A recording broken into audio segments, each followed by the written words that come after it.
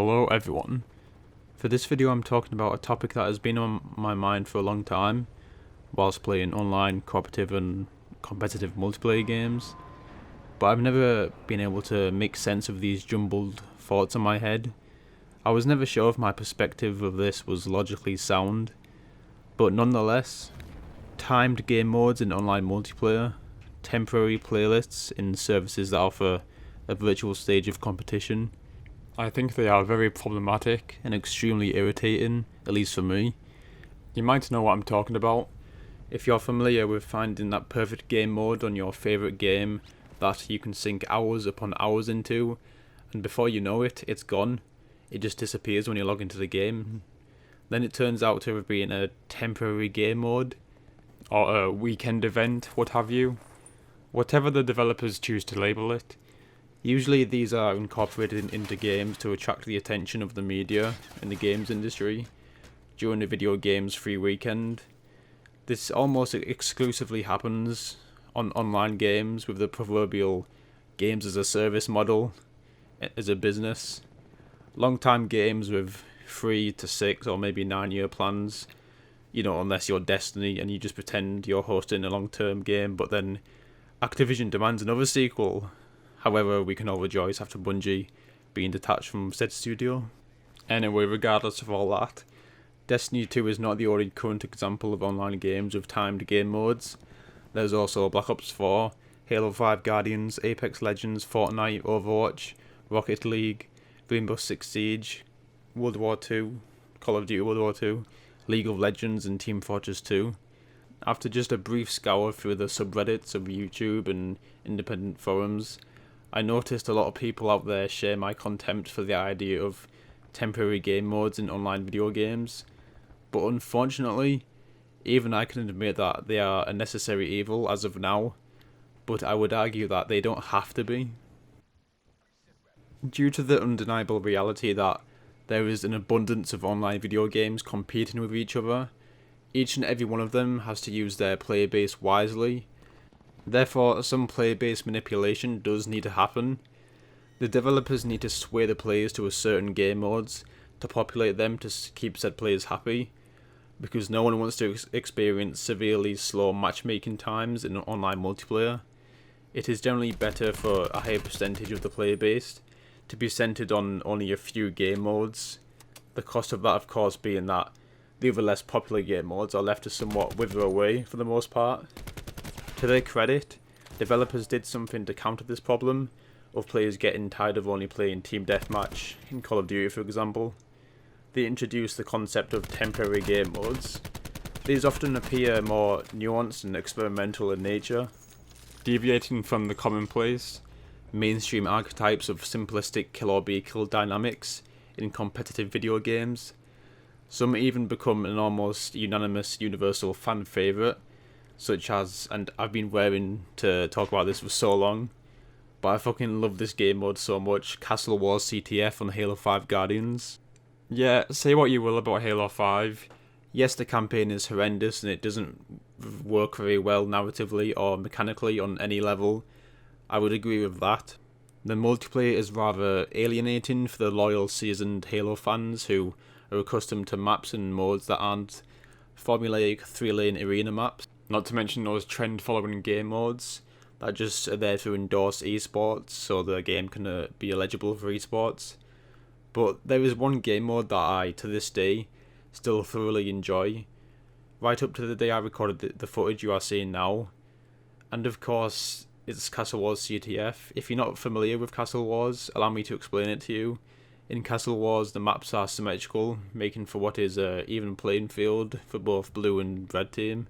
On either ends of the map, blue and red have their own castles with a tower with a flag on top. The objective is to scale the opposition's castle and capture their flag.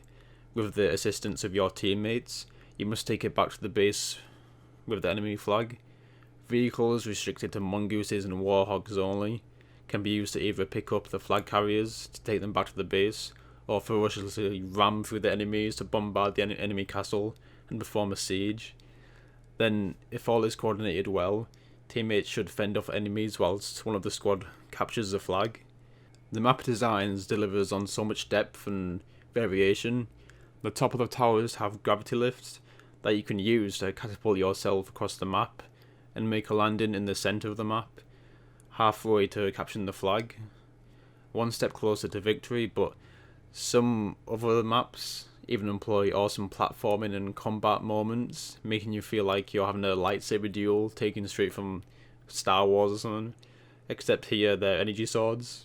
With all this said, with how entertaining and engaging I'm hoping I made this sound, this game mode is of course temporary, and despite the description saying it's a fan favourite when on the main menu, it's rarely the featured game mode of the week. Of course, this was way back when. As of now, they've made this game mode more permanent, but that's because the player base has dwindled anyway, so they have nothing to lose and they're just moving on to Halo Infinite now. Ergo, it's almost like online games have to be at least 4 years old to allow the players to play exactly what they want, except they can't because there is borderline no one playing it. I mean, it took me a while to find a game to get this footage in the first place, let alone play it further as much as I would like. The same thing has been done with Modern Warfare Remastered, if you play that. Now that it isn't Infinity Ward's main source of Call of Duty player base, they have just made all the unique game modes permanent. Lucky for players of Modern Warfare Remastered, there is still a considerable amount of people playing it, because it's a better game, but the same cannot be said for Halo 5 Guardians really.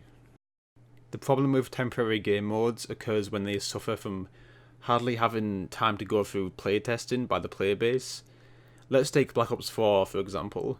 In its prime, when it wasn't riddled with fucking predatory microtransactions, time and time again Treyarch would update the featured page with an experimental new temporary game mode.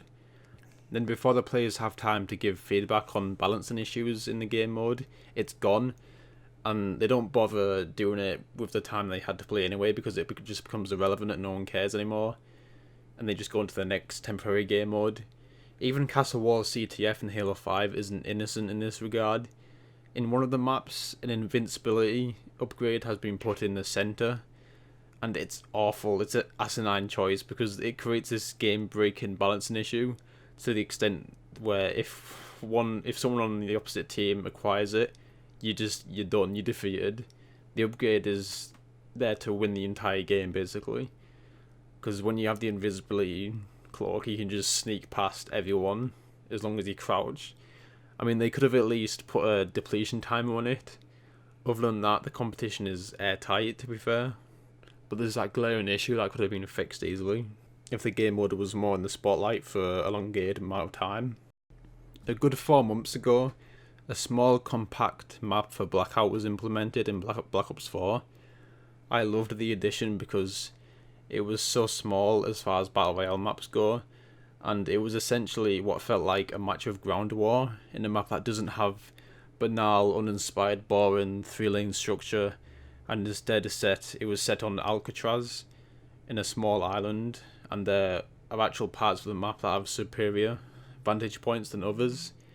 It made for satisfying gunplay, pure engagement, but unknowingly I was late to the game, as by the time I'd start playing it, it was gone, and the next game mode appeared the next day.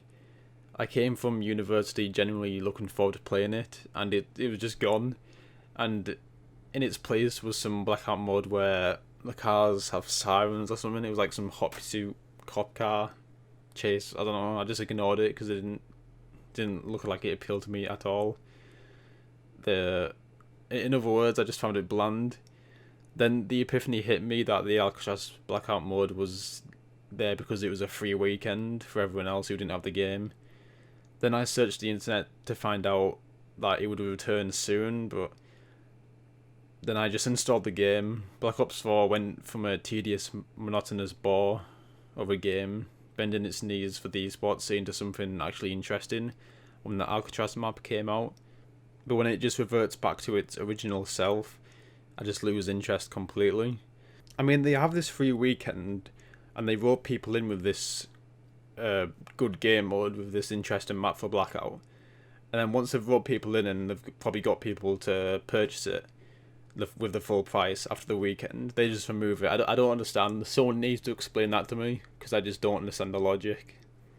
Now, before you accelerate the wear and tear on your keyboard and say like, the Alcatraz map is back and revitalized, blah, blah, hence how I was able to get the footage you see before you. Yeah, I know that. But as I said before, developers only relinquish these creative game types to be permanent when the game becomes irrelevant, as Black Ops 4 makes way for Modern Warfare 2019, and that game thus far would seem to address and fix the issues I just elucidated on with the maps. I can say the same for many other temporary game modes.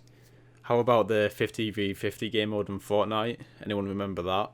It was essentially an all-out war with a clash of crafting and chaotic fighting. That was interesting, but that's just gone. I've never seen it since, and that was like 2 years ago.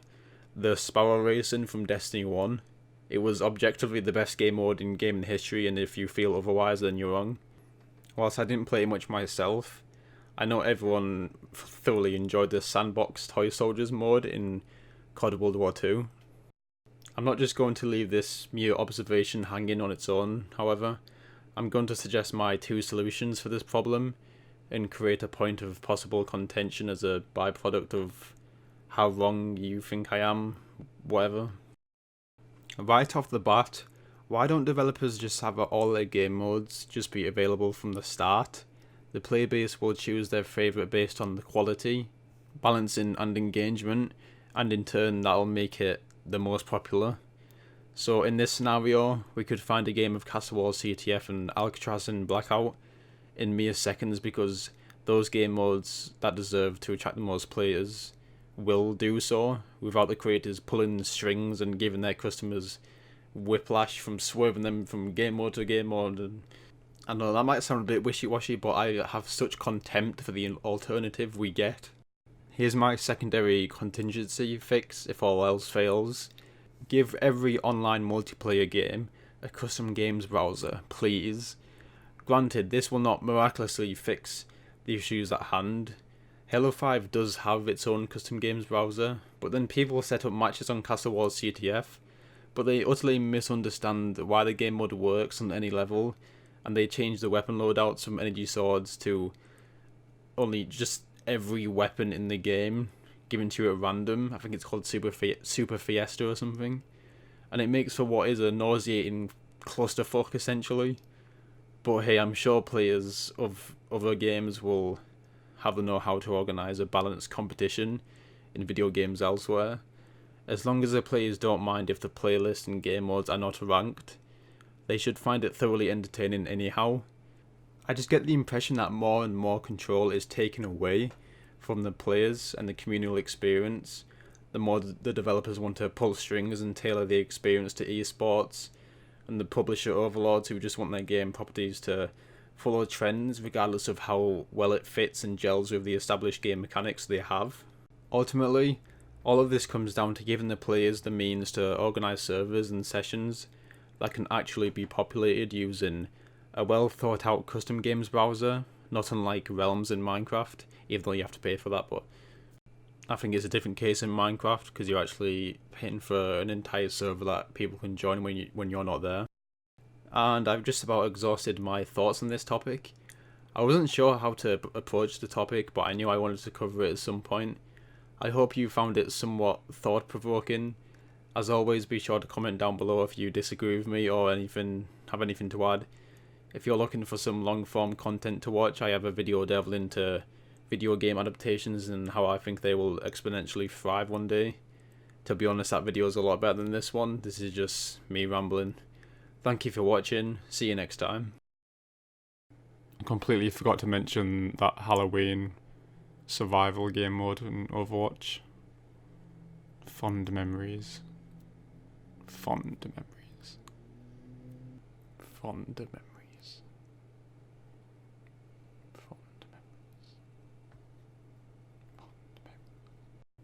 Actually, it was kind of